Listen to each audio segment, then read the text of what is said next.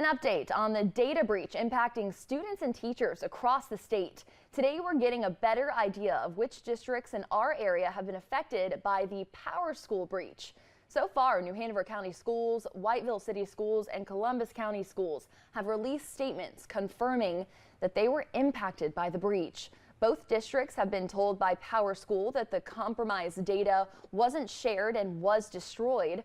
Columbus County officials say they originally believed they weren't impacted before being notified late Friday night. We're told the respective districts will reach out to each compromised student and staffer once the Department of Public Instruction provides their identities.